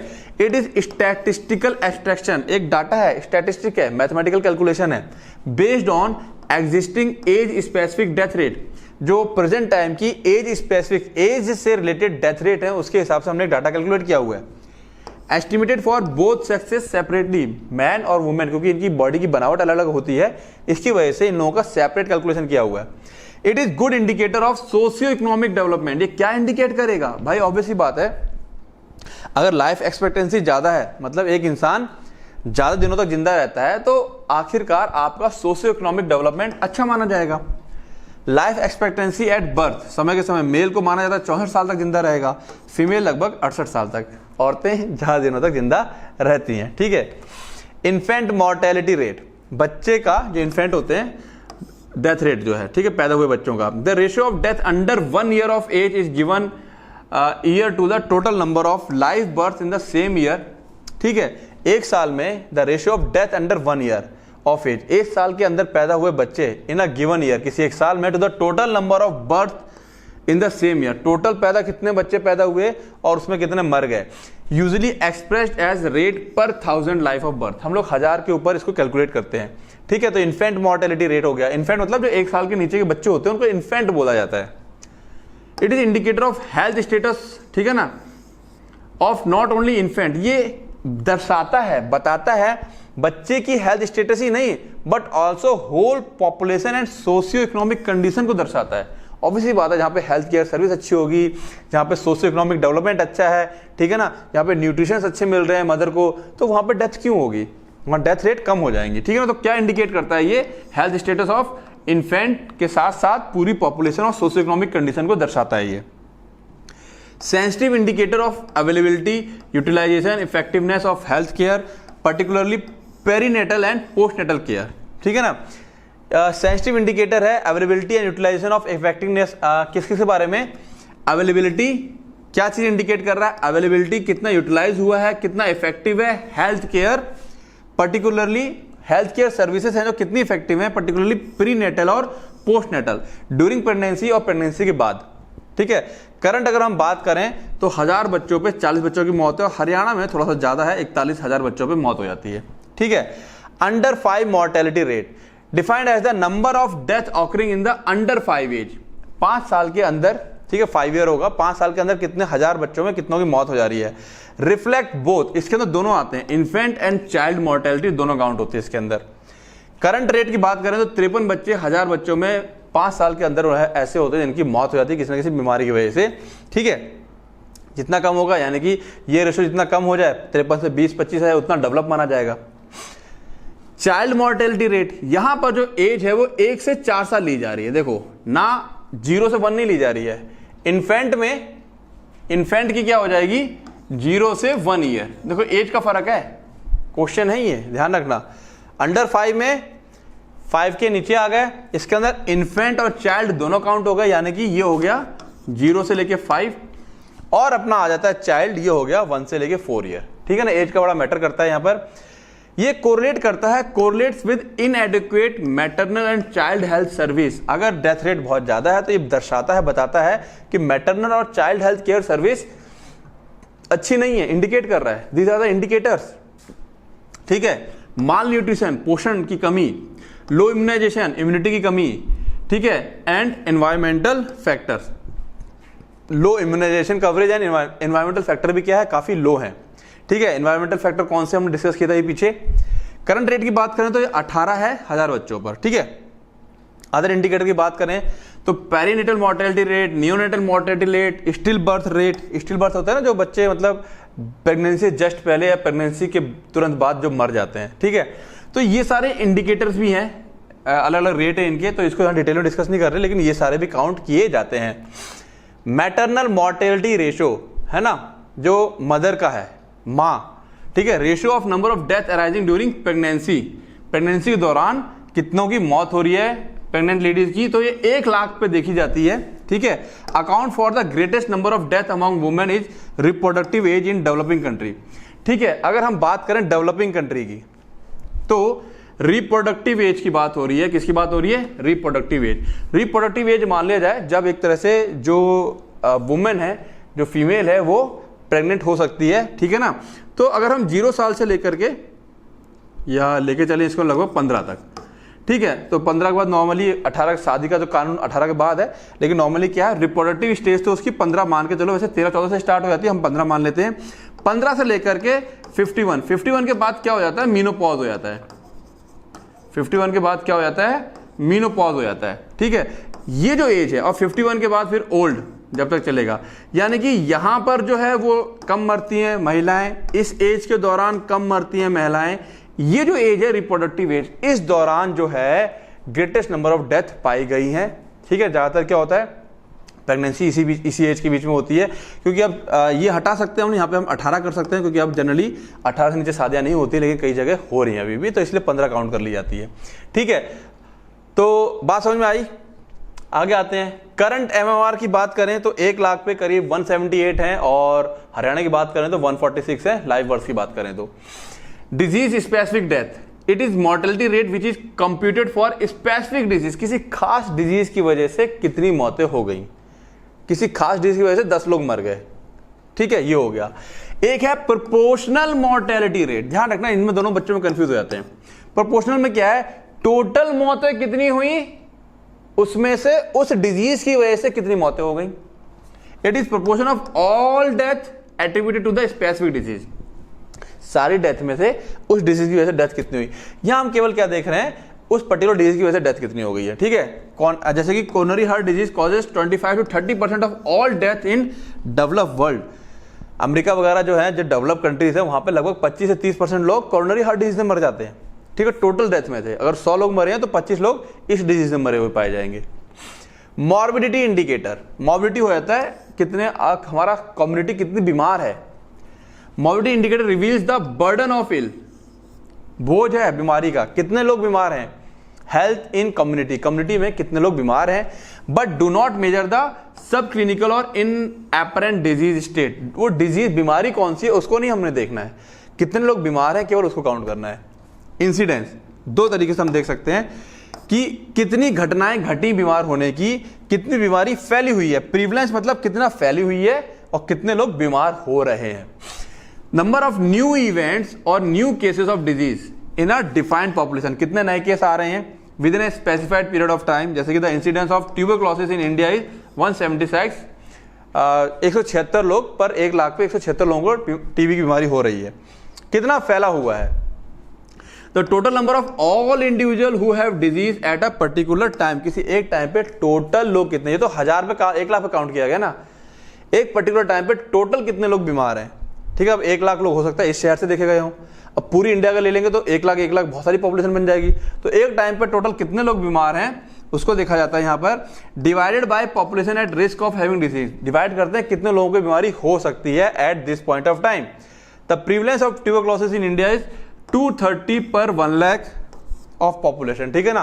तो देख सकते हो कि कितनी बीमारी एक तरह से फैली हुई है, यानी कि हम कह सकते हैं number of total individual have been disease, कितनों को बीमारी है, डिवाइड कर देंगे कितनों को बीमारी हो सकती है, तो नंबर निकल के आता है हमारे पास 230, ठीक है। तो ये आंकड़ा ना याद रहे कोई बात नहीं, डेफिनेशन पक्का याद रखनी है। डिसेबिलिटी रेट, डिसेबिलिटी का मतलब क्या हो गया, काम ना कर पाना किसी बीमारी की वजह से। Disability rates are of 2 categories, event type indicator, number of days of restricted activity, कितने दिनों तक उसकी एक्टिविटी रेस्ट्रिक्टेड रही, काम नहीं कर पाया। बेड डिसेबिलिटी डेज, कितने दिनों तक बेड रेस्ट पे रहा, ठीक है, बिल्कुल। Work loss days with in a specific period, कितने दिनों का उसको काम का लॉस हुआ। तो डिसेबिलिटी रेट हम लोग इस तरह से इसको काउंट करते हैं, दो कैटेगरी में डिवाइड कर रखा है। फिर person type indicator, limitation of mobility, चल फिर नहीं पा रहा, कन्फाइंड टू बेड, बेड पर ही है पूरी तरीके से, कन्फाइंड टू, ये रेस्ट की बात हो रही है यहाँ पे, बेड डिसेबिलिटी डेज, ठीक है ना, रेस्ट की बात हो रही है। यहाँ पे पर्सन टाइप आ गए, इंडिविजुअल पे आ गए हम लोग, जो केवल क्या है बेड तक ही है, कन्फाइंड टू घर के अंदर ही, घर से बाहर नहीं जा पा रहा है, ठीक है। और या special aid in getting around, या किसी खास चीज एड मतलब सहायता की जरूरत पड़ रही है उसको घूमने फिरने के लिए। Limitation of activity, example limitation to perform the basic activity of daily living, eating, washing, dressing. हम एक तरह ये भी देखते हैं कि डिसेबिलिटी को काउंट करते हैं कि ऐसा तो नहीं कि अपने रोजमर्रा का काम ही नहीं कर पा रहा है, नहाना धोना खाना पीना। तो दो कैटेगरी में है, नंबर ऑफ डेज कि उसको काम करने से रोका गया, भैया काम मत करो रेस्ट कर लो। बेड डिसेबिलिटी डेज, बेड पे चले जाओ रेस्ट करो। वर्क लॉस कितने दिन होगा, उसका काम का लॉस हो गया, ये आ गया बिल्कुल खतरनाक वाला, ठीक है।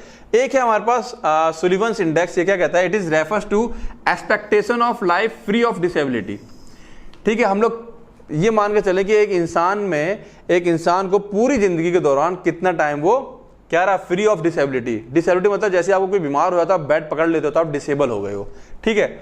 तो ये इंडेक्स क्या होता है, life expectancy of the country, कितने दिनों तक इंसान जिंदा रहेगा। प्रोबेबल ड्यूरेशन, संभावित समय of bed disability and inability to perform major activity, वो समय पूरी जिंदगी के दौरान जब उसने बेड पकड़ लिया या कोई काम नहीं, मेजर एक्टिविटीज नहीं कर पा रहा है, ठीक है, वो उसमें से इसको घटा देंगे तो ये सुलिवन्स इंडेक्स आ जाएगा, यानी कि उतना समय आ जाएगा जितना समय वो फिट रहा, टोटल टाइम जितना जिंदा रहेगा और कितना टाइम के लिए वो बेड पकड़ा उसने, इससे वो माइनस कर देंगे, तो सुलिवन इंडेक्स का फॉर्मूला आ जाता है हमारे पास। क्लियर है। नेक्स्ट आते हैं nutritional status indicator. Health indicator में जाहिर सी बात है हेल्थ का ताल्लुका सीधा सीधा किससे है, न्यूट्रिशन से है। Nutritional status is positive health indicator, ये एक पॉजिटिव हेल्थ इंडिकेटर है।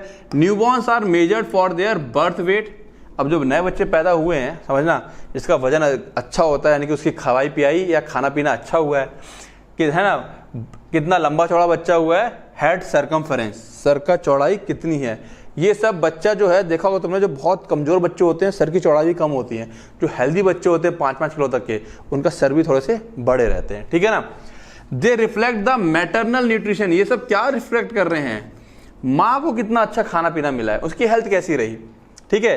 अब बात करते हैं anthropometric measurement of pre school children. जो प्री स्कूल चिल्ड्रन है उनको एंथ्रोपोमेट्रिक, एंथ्रोपोमेट्रिक में क्या आ गया, वेट नापेंगे, हाइट नापेंगे और मिड आर्म सरकमफ्रेंस नापेंगे, जो बीच की आर्म होती है उसका सरकमफ्रेंस। मेजर्स एक्यूट माल न्यूट्रिशन, अगर वेट कम है इसका मतलब माल न्यूट्रिशन है, पोषण की कमी है। हाइट कम है तो क्रोनिक माल न्यूट्रिशन माना जाएगा, गंभीर या एक्यूट हो गया। मिड आर्म सरकमफ्रेंस अगर मेजर क्रोनिक माल न्यूट्रिशन, इससे भी हम लोग क्या पता चलता है, क्रोनिक माल न्यूट्रिशन। माल न्यूट्रिशन होता है पोषण की कमी। एक्यूट कब होगा, कब क्रोनिक होगा, किससे हमें एक्यूट और क्रोनिक का पता चलता है, ये देखना है हमें यहाँ पर। Growth monitoring of children is done by measuring weight for age, किस एज पर कितना वजन है, हाइट फॉर एज, किस एज पे कितनी हाइट है, वेट फॉर हाइट, इस हाइट पे कितना वेट है। Head and chest circumference, chest की चौड़ाई कितनी है, सर की चौड़ाई कितनी है, and mid arm circumference. Growth monitoring of children, बच्चों का ग्रोथ मॉनिटर करने के लिए किस एज पे, मान लो 5 साल का वजन कम है तो कुपोषण है। हाइट फॉर एज, लंबाई खूब होगी लेकिन वजन कम है, कुपोषण है।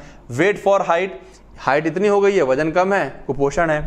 हेड चेस्ट सरकमफ्रेंस, ठीक है ना, चेस्ट की चौड़ाई, जो सीना होता है, सर पतला दुबला तो नहीं है, ये सब क्या है, किसी बच्चे के लिए ग्रोथ मॉनिटरिंग इंडिकेटर, यानी अगेन क्या है, हेल्थ के इंडिकेटर हैं। ये सब चीजें ओके होंगी तो हम कहते हैं कि बच्चा स्वस्थ है, अच्छा है। इन अडल्ट अंडरवेट, इसका वजन कम है, मोटापा, अनीमिया है, are generally considered reliable nutritional indicator. इनको हम लोग क्या मानते हैं, न्यूट्रिशनल इंडिकेटर मान लेते हैं। Health care delivery indicator, health care, जो हेल्थ केयर डिलीवरी दी जा रही है, this indicator reflect the equity of distribution of health resources. जो हेल्थ रिसोर्सेज हैं, है ना, वो इक्वली डिस्ट्रीब्यूट है कि नहीं है in different parts of country, and the provision of health care, और हेल्थ केयर के प्रावधान क्या क्या है हमारी पूरी कंट्री में, जो ये हेल्थ केयर सर्विस सरकारी तौर पे प्रोवाइड करवाई जा रही है। जैसे कि बात कर लें डॉक्टर की पॉपुलेशन क्या है, तो यहाँ पे देखें तो 6 डॉक्टर 1 लाख पर हैं, ठीक है। नर्स की पॉपुलेशन क्या है, सॉरी 10,000 है, ये 13 नर्सेस हैं 10,000 पर। पॉपुलेशन बेड रेशियो क्या है, 8.9 है 10,000 पे, बहुत कमी है। इंडिया में तो डॉक्टर्स की बहुत कमी है, ठीक है ना। यूटिलाइजेशन रेट क्या होता है? यूटिलाइजेशन रेट और actual rate is expressed as the proportion of people in need of the service. ये वो रेशो है जिन लोगों को सर्विस की जरूरत है, हेल्थ केयर सर्विस की, who actually receive it in a given period. ठीक है ना। रेशो है किसका?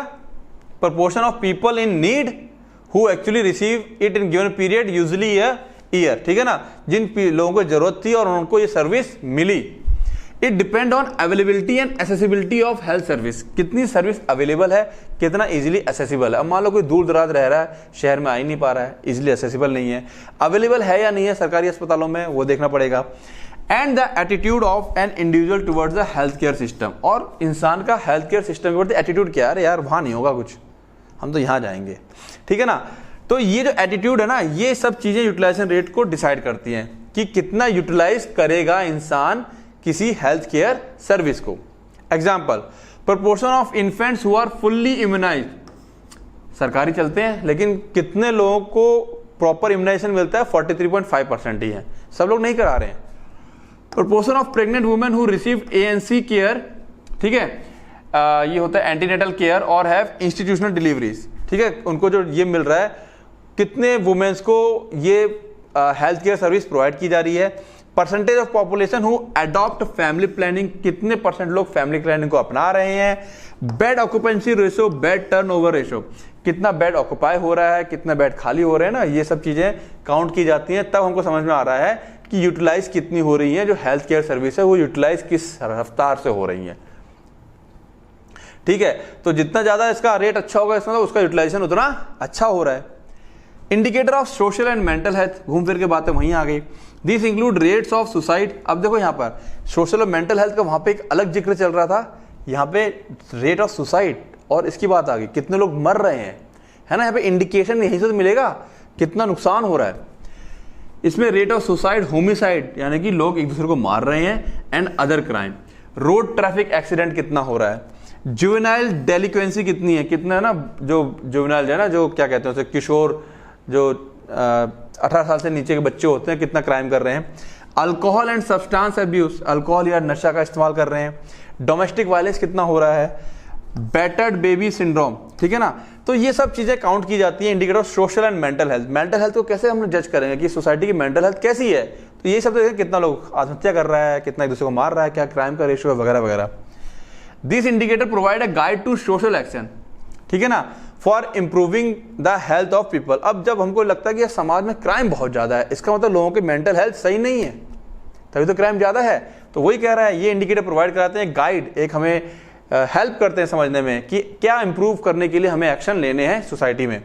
Social and mental health of children depend on their parents. Obviously बात है, माँ बाप जैसे होते हैं बच्चे की मेंटलिटी ठीक वैसी हो जाती है। क्लियर है। नेक्स्ट हम आते हैं एनवायरमेंटल इंडिकेटर्स। तो देखते हैं क्या है environmental indicators. This reflect the quality of physical and biological environment, ठीक है ना। क्वालिटी ऑफ फिजिकल और बायोलॉजिकल दोनों चीजें आ गई। बायोलॉजी हमारी बॉडी और एनवायरमेंट हमारा आसपास का, फिजिकल एंड बायोलॉजिकल एनवायरमेंट, ठीक है। Environment, okay. In which disease occur and people live, जहां पे डिजीज होती है और वहां लोग रह रहे हैं। तो एनवायरमेंट मतलब हमारे आसपास की चीजों की बात हो गई। The most important are those, ज्यादातर इंपॉर्टेंट वो हैं, are those measuring the proportion of population having access to safe drinking water and sanitisation facility. यानी कि अल्टीमेटली यहाँ पे कहना चाह रहा है कितना यहाँ पर हाइजेनिक साफ सफाई होती है और पीने का पानी कितना साफ सुथरा हमें मिल जा रहा है, ठीक है। These indicators explain the prevalence of communicable disease. ये जो इंडिकेटर्स हैं एनवायरमेंटली बताता है कितना जो कम्युनिकेबल डिजीज है, जो बीमारियां फैलती हैं, वो कितनी प्रीवेलेंस है, कितनी ज्यादा फैली हुई है इन अ कम्युनिटी, किसी कम्युनिटी में। The other indicators are those measuring the pollution of air. दूसरे इंडिकेटर क्या है, एयर में कितना पॉल्यूशन है, वाटर में कितना पॉल्यूशन है, रेडिएशन कितना है, नॉइज पॉल्यूशन कितना है, टॉक्सिक सब्सटेंस का एक्सपोजर कितना है, जो पेस्टिसाइड और वीडिसाइड चला जाता है इन फूड एंड वाटर। ये सारे भी क्या है एनवायरमेंटल इंडिकेटर के अंदर आते हैं। इनसे भी अगर ये चीजें ज्यादा होंगी, इसका मतलब कम्युनिटी की हेल्थ, वहां पे उस एरिया की में रहने वाले लोगों की हेल्थ अच्छी नहीं होगी। अगेन आ गया सोशो इकोनॉमिक इंडिकेटर। देखो नाम वही है, लेकिन अंदर जो चीजें लिखी है वो अलग अलग है। This do not directly measure the health. Socio economic से हेल्थ को हम डायरेक्ट नहीं पता लगाते हैं, ठीक है ना, but are important in interpreting the health indicator. Interpret करने मतलब होता है किसी को एक्सप्लेन करना, बट हेल्थ इंडिकेटर को एक्सप्लेन करने में इंपॉर्टेंट है। जैसे कि rate of growth of population, किस रफ्तार से पॉपुलेशन बढ़ रही है। ठीक है, इंडिया में डिकेड की बात करें तो 2001 से 11 में 17.64 है, हरियाणा में 19.9 था। भाई जाहिर सी बात है पॉपुलेशन किस रफ्तार से बढ़ेगी, उस हिसाब से आपको पता चलता है कि सोशियो इकोनॉमिक कंडीशन क्या है। Per capita GNI, gross national income कितनी है, 5350 यूएस डॉलर, वर्ल्ड बैंक 2013 की जो रिपोर्ट है। ठीक है, डिपेंडेंसी रेशो, आप कितना डिपेंड है, लिटरेसी रेशो कितने पढ़े लिखे हो, housing, the number of persons पर रूम, ठीक है ना, एक रूम में कितने लोग आ रहे हैं, पर कैपिटा कैलोरी अवेलेबल, एक इंसान को कितनी कैलोरी खाने को मिल रही है। ठीक है ना, तो सोशियो इकोनॉमिक, भाई जितना आप सक्षम होंगे, आपकी लिटरेसी रेट अच्छी होगी, घर होगा अच्छा, खाने को मिलेगी कि अच्छा खासा, है ना, सारी चीज़ इसके अंदर आ जाएंगी, पर कैपिटा इनकम ज़्यादा हो जाएगा, पॉपुलेशन क्या करोगे आप, कंट्रोल में रखोगे। Countries with favourable socio economic indicator have reported less health related problem, जिनके पास सोशियो इकोनॉमिक इंडिकेटर्स काफ़ी अच्छे हैं, फेवरेबल हैं, उनके पास हेल्थ रिलेटेड प्रॉब्लम उन कंट्रीज में कम पाई जाती हैं।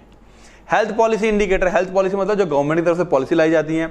The single most important indicator of political commitment, ये क्या आ गया, पॉलिटिकल, सरकारी वाला आ जाएगा यहाँ पे हिसाब। ठीक है ना, सरकार हमारे लिए क्या कर रही है, is allocation of adequate resources, उसका एकमात्र जो इंडिकेटर क्या है पॉलिसी का, कि सरकार हमें कितना जो है एलोकेट कर रही है, कितने हमें हेल्थ केयर के साधन प्रोवाइड करवा रही है। ठीक है, द रिलेवेंट इंडिकेटर्स आर, जो रिलेवेंट है इससे मिलते जुलते, proportion of GNP, gross national product spent on health service, सरकार जो है ग्रॉस नेशनल प्रोडक्ट का कितना खर्चा कर रही है हेल्थ सर्विस के ऊपर, proportion of GNP spent on health related activities like water supply, sanitisation, housing and nutrition.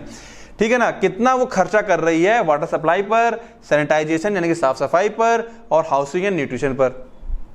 Proportion of total health resources devoted to primary health care, ठीक है ना, टोटल प्राइमरी हेल्थ केयर के ऊपर कितना खर्चा वो कर रही है, कितना उसके लिए डिवोटेड है वो, कि वो ठीक होना चाहिए। तो ये सरकारी के अंदर आ गया ये। Indicators of qualities of life, ठीक है ना, क्वालिटीज ऑफ लाइफ के क्या इंडिकेटर है, जैसे कि इसमें life expectancy is now less important. अब क्या होता है, क्वालिटी ऑफ लाइफ में हम लोग लाइफ की एक्सपेक्टेंसी को ज्यादा इंपॉर्टेंस नहीं देते हैं। तो quality of life has gained at its importance, ठीक है ना, क्यों है इंपॉर्टेंट है, the physical quality of life index, इसको PQLI कहते हैं। It consolidate infant mortality, life expectancy at age of 1 year and literacy.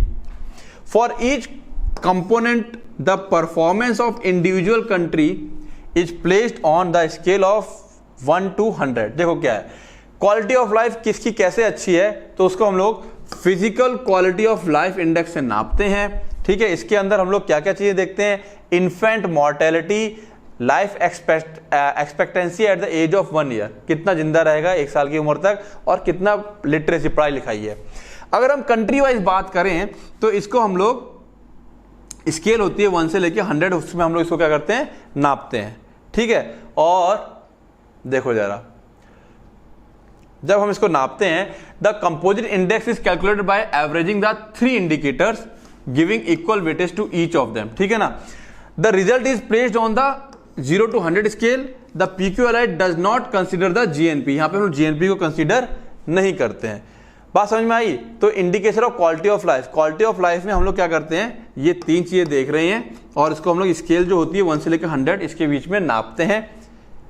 ठीक है, और जो composite index is calculated by averaging the 3 indicators giving, 3 indicators को एवरेज करके इसको निकाला जाता है, जो ऊपर हमने दिए थे, equal weight to each of them. जो 3 इंडिकेटर्स थे, ये लाइफ, मॉर्टेलिटी, लाइफ और लिटरेसी, इन तीनों को एवरेज करके हम लोग यहाँ पर निकाल रहे हैं। द रिजल्ट, इसके रिजल्ट को हम लोग 0 से 100 के बीच में रख देते हैं। ठीक है, कि 35, 40 कितना है, और इसमें हम लोग GNP को कंसिडर नहीं करते हैं। Indicator of quality of life, 1 minute, repeat हो गया क्या, ठीक है, ये शायद रिपीट हो गया है यहाँ पर। ठीक है, ह्यूमन डेवलपमेंट इंडेक्स, ह्यूमन के क्वालिटी ऑफ लाइफ में एक और चीज आएगी, ह्यूमन डेवलपमेंट इंडेक्स आ जाता है। ठीक है, कि ह्यूमन का जो डेवलपमेंट है वो उसमें बीच में हटा दूंगा मैं नोट्स में, ठीक है ना, शायद रिपीट हो गया इसमें, ये लाइन यहाँ पे नहीं होनी चाहिए थी। ह्यूमन का जो डेवलपमेंट है वो कितना हुआ है, it is defined as the composite index combining indicators representing 3 dimensions, 3 dimensions हैं। लॉन्गेविटी, देखो वही चीज आ गई है, ठीक है, वो हमने बच्चों को उसमें किया था, एजुकेशन और ग्रॉस नेशनल इनकम, यहाँ पे हम GNI को काउंट कर रहे हैं। The result is placed on the 0 to 1 scale, 0 to 1 के स्केल में रखा जाता है। HDI फॉर इंडिया इज 0.702 और HDI में जो रैंकिंग है इंडिया की वो क्या है 135, ठीक है ना। तो ह्यूमन डेवलपमेंट इंडेक्स जो है इंडिया का, उसमें जो उसकी रैंकिंग है वो कितनी है 135 है, इसमें 0.702 आता है, ठीक है। जो यूनाइटेड नेशन के हिसाब से जो इसका स्केल किया गया है इंडिया का वो ये है। अदर इंडिकेटर कौन कौन से हैं? सोशल इंडिकेटर में यूएन के द्वारा किए गए हैं वो कौन कौन से आते हैं? पॉपुलेशन देखी जाती है, फैमिली फॉर्मेशन देखा जाता है, फैमिलीज एंड हाउस होल्ड देखी जाएगी, लर्निंग एजुकेशन सर्विस देखी जाती है, तमाम चीजें हैं, लर्निंग एक्टिविटी देखी जाती है, कंजप्शन एंड एक्यूमुलेशन देखा जाएगा, सोशल सिक्योरिटी वेलफेयर सर्विस को देखा जाता है, हेल्थ सर्विस एंड न्यूट्रिशन को देखा जाता है, तमाम सारी चीजें हैं जो इसके अदर इंडिकेटर में काउंट की जाती है। बेसिक नीड्स ऑफ इंडिकेटर्स क्या है? Basic needs indicator it include calorie consumption, access to water, life expectancy, death due to the disease, literacy, illiteracy, doctors and nurses per population, room per person, GNP per capita. Basic need, एक इंसान की basic जरूरत क्या है? उसको खाने को, पीने को, जिएगा कितना, डेथ ड्यू टू डिजीज, बीमारी से छोटी मोटी बीमारी हुई मर गया, अनपढ़ मतलब पढ़ाई नहीं हुई, डॉक्टर्स कितने हैं, नर्स कितने पॉपुलेशन में, और हाउसिंग आ जाएगा यहाँ पर, और GNP पर कैपिटा आ जाएगी। ये बेसिक नीड्स हैं, ठीक है ना। ये भी कुछ इंडिकेटर्स आए थे, मतलब घूम फिर के बात को वही बोली जा रही है, बट बेसिक नीड के अंदर से डाला गया है। Health for all indicator, health for all, सबके लिए हेल्थ जरूरी है और सबका जो हेल्थ है वो जन्मसिद्ध अधिकार है। For monitoring the progress towards the goal of health for all, ये क्या है? WHO का मिशन है। By 2000 the WHO had listed the following 4 category of indicator. उसने पहले तय किया था कि सबको 2000 तक आते आते सबकी हेल्थ को अच्छा करेगा, ठीक है। अभी गोल के बारे में हम लोग आगे वाले चैप्टर्स में पढ़ेंगे भी। उसमें क्या है? हेल्थ पॉलिसी इंडिकेटर, पॉलिसी जो हम बात कर चुके हैं वो बातें आएंगी इसके अंदर। सोशल एंड इकोनॉमिक इंडिकेटर, ठीक है, रिलेटेड टू हेल्थ, जो सोशल और इकोनॉमिक है ना, सामाजिक और उसको पैसे को लेकर जो इंडिकेटर उसको रखा गया। Indicators for the provisions of health care, health care की क्या क्या सुविधाएं हैं, प्रावधान है, उनको रखा गया इंडिकेट करने के लिए कि ये इंडिकेट करेंगे हेल्थ को। हेल्थ स्टेटस इंडिकेटर, और जो हेल्थ का स्टेटस है इसके अंदर वही सारी चीजें आ जाएंगे, फिजिकल मेंटल वगैरह सारी बातें आ जाएंगे। तो WHO ने ये मिशन रखा और उसके अंदर ये 4 क्या रखे, उसने अपने इंडिकेटर रखे थे। बात समझ में आ गई? क्लियर है? तो ये चैप्टर में इतना ही था। और अब आपका डी फार्मा आपका कैसा रहेगा, उसके क्या क्या इंडिकेटर रहेंगे, वो कौन डिसाइड करेगा? आपका अपना ऐप माइंड नर्चर, ठीक है ना। तो माइंड नर्चर से आपके डी फार्मा की हेल्थ कैसी रहेगी आओ देख लेते हैं, यानी कि उसका आपको क्या क्या बेनिफिट मिलने वाले हैं। तो आओ जानते हैं अपने माइंड नर्चर ऐप के बारे में। तो यस, हमारे चैनल का जो नाम है माइंड नर्चर, उसी के नाम से अब ऐप आ चुका है जो कि गूगल के प्ले स्टोर पे मौजूद है, ठीक है। लेक्चर के लिंक में भी उसका डिस्क्रिप्शन दे रखा है, और चाहो तो डायरेक्ट कहां प्ले स्टोर पे जाकर के उसको डाउनलोड कर सकते हो, ठीक है। अब देखो YouTube पर लेक्चर्स एंड नोट्स YouTube पर भी अवेलेबल है फ्री ऑफ कॉस्ट, है ना। जब मैं पहले से ही पढ़ा रहा था ये, तो मैंने बच्चों से प्रॉमिस किया था कि लेक्चर और नोट्स जैसे डाल रहा हूं मैं YouTube पर ठीक वैसे डालता रहूंगा, कोई चेंज नहीं आएगा। जितने लेक्चर मेरे ऐप में होंगे, जितने नोट्स मेरे ऐप में होंगे, उतने लेक्चर और नोट्स आपको YouTube पर भी मिलेगा। बट क्या चीज आपको YouTube पर नहीं मिलेगी?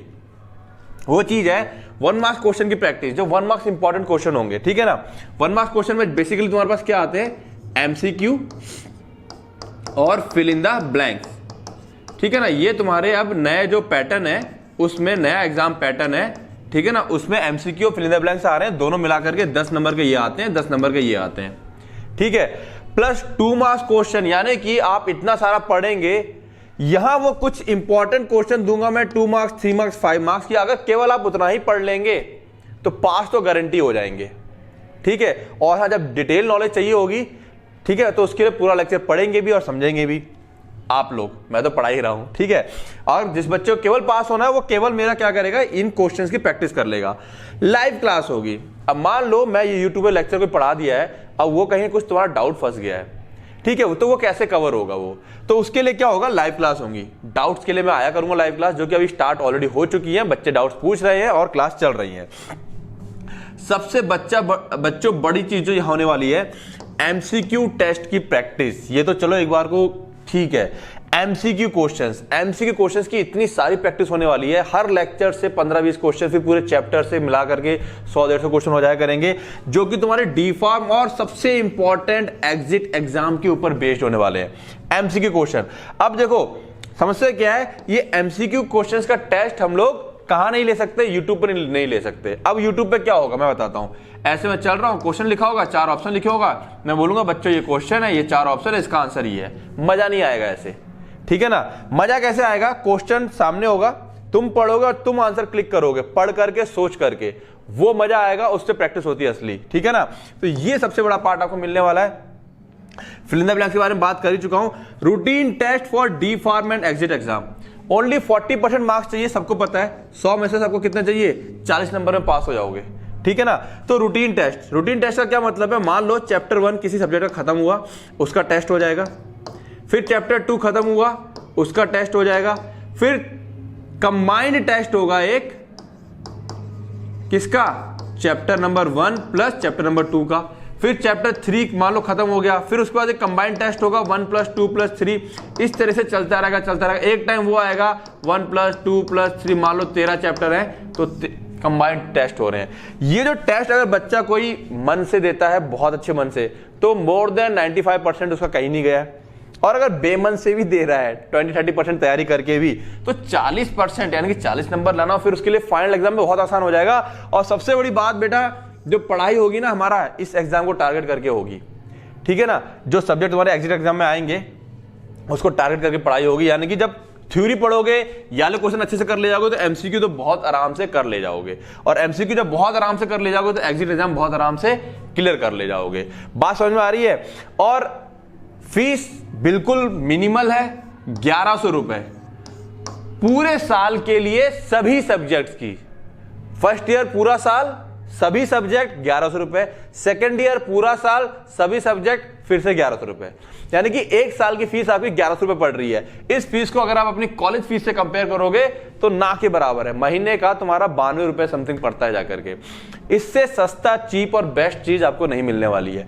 उसके बाद भी अगर कोई क्वेरी है, कोई चीज समझ में नहीं आ रही है ऐप को लेकर के, ठीक है, या कुछ बच्चों को यह दिक्कत है, नोट्स का लिंक जो डिस्क्रिप्शन में दिया रहता है लेक्चर के, यूट्यूब के सभी लेक्चर, मेरा कोई लेक्चर ऐसा यूट्यूब पे नहीं है जिसमें मैंने नोट्स नहीं दिया है, ठीक है। जिन बच्चों को नहीं पता, डिस्क्रिप्शन से निकालना नहीं आता है, मुझे कॉल कर ले या किसी अपने दोस्तों से पूछ लें, ठीक है। उसके बाद भी कोई दिक्कत है तो बेझिझक बिना हिचकिचाए मुझे कॉल करें, डाउट क्लियर करें इस चीज को लेकर के, सर कैसे क्या है, ठीक है, मैं तुम लोगों को वो चीज बता दूंगा। क्लियर है, बात समझ में आ गई। और सबसे बड़ी चीज, ये सब करने के लिए क्या करना पड़ेगा, यस, रिवीजन। बिना रिवीजन के आप ये सारी चीजें नहीं कर पाओगे, यानी कि पढ़ना पड़ेगा, है ना। तो रिवीजन जरूर जरूर जरूर करना। मैं हमेशा कहता हूं रिवीजन ही है सिलेक्शन। रिवीजन करोगे तो लाइफ में हर एक चीज में अचीव पालोगे, हर एक चीज आपको अचीव हो जाएगी, ठीक है ना। तो क्या करते रहो, रिवाइज करते रहो और पढ़ते रहो। All the best.